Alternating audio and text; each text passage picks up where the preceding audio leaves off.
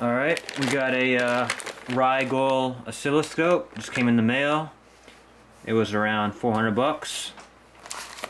Came with some probes and other tools, power and USB cable. It's a USB based connector, so we can record the data on the PC and compare it. This is the 50 megahertz version, and it can be hacked to 100 megahertz. But for most applications and products, 50 is more than enough. And we hope that this new tool will help us repair all the equipment that we get at Xmods. Thank you.